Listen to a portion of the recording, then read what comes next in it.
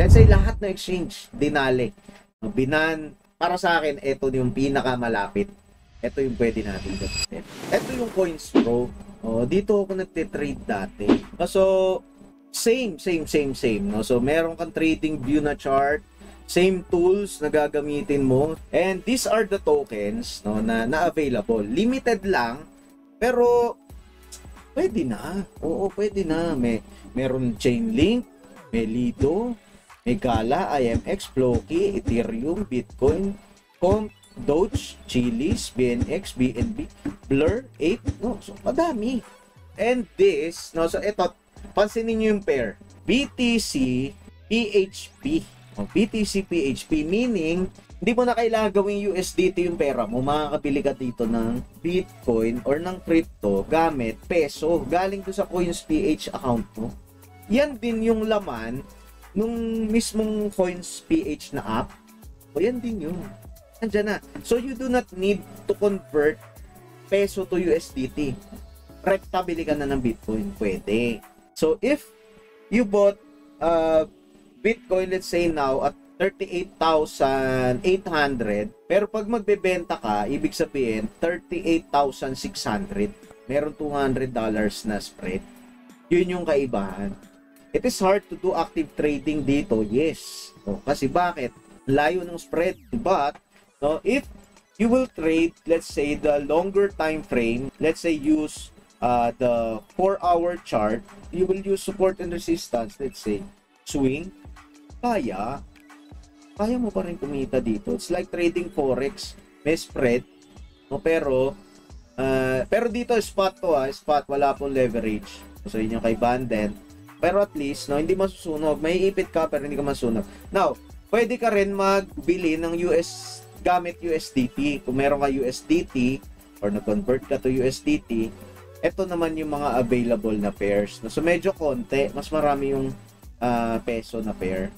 So let's say BTC USDT. Magsuswitch to, magiging USDT na yung pair niya. So it's the same, no? So wag kang kabahan. No, so ano gusto mo? Makapag-trade ka ng ganon, dikit yung buy and sell, pero may chance na ma-freeze yung account mo na hindi mo na ma-open.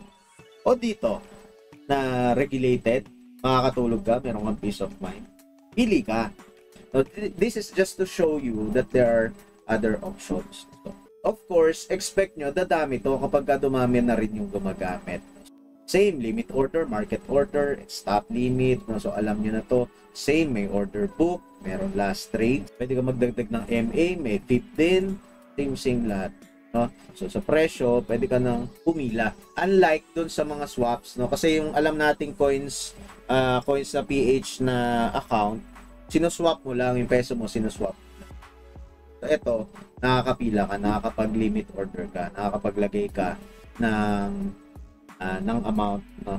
Ito para sa akin, ito pinakamalapit na auction natin. So you can open an account diyan sa CoinsPH. Sa Discord share ko na 'yon, no? Merong QR code doon na pwede nyo i-scan, no? So sa paglilipat, no, so make sure na available yung token dun sa coins, no, sa coins app.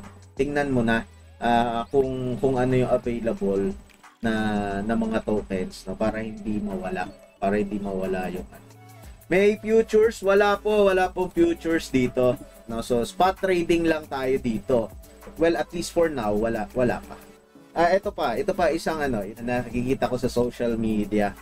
Kaya ginagawa na nagkakaroon ng shutdown ng mga exchanges kasi syempre pinapabura yung mga local exchanges. Well, that might be true, pero ito, no.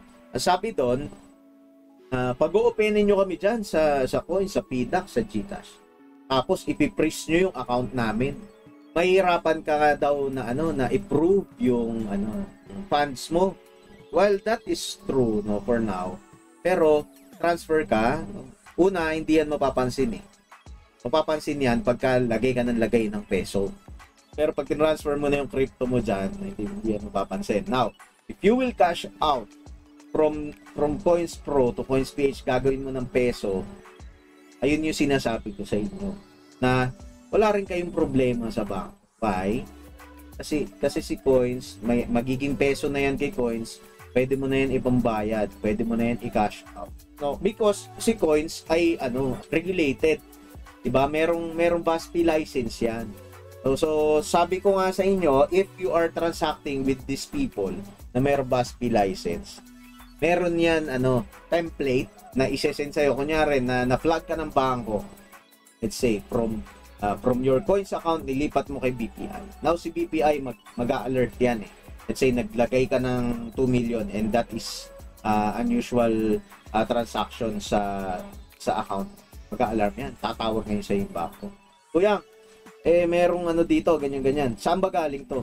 Crypto po. Naku po, i-close nyo na yung account nyo. Ganyan sasabihin. But, since ang galing po ito sa legitimate na exchange na regulated sa laws natin, meron BASP license, there is a template na pwede tayong hingin sa kanila. May CS yan, may customer service, lapit ka, Coins, may problema ako kasi nasilip ng ganun.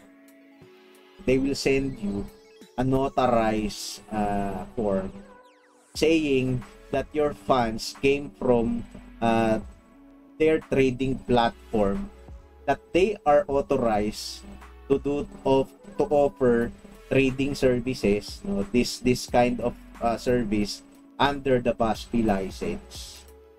So pwede, sige, ma-hold yung account mo doon, pero mailalabas mo kasi meron ka itatapal sa kanila na eto, galing yan dito sa exchange na to, lisensyado yan, legal yan.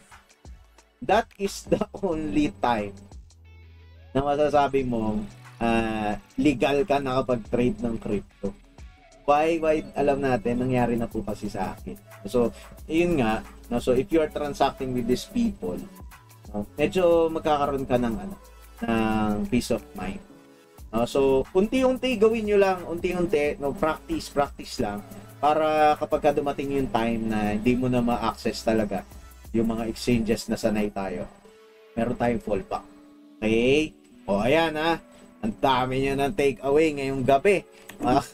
Baka naman hindi mo pa na-like yan. Baka naman hindi mo pa i-share tong stream natin, ha?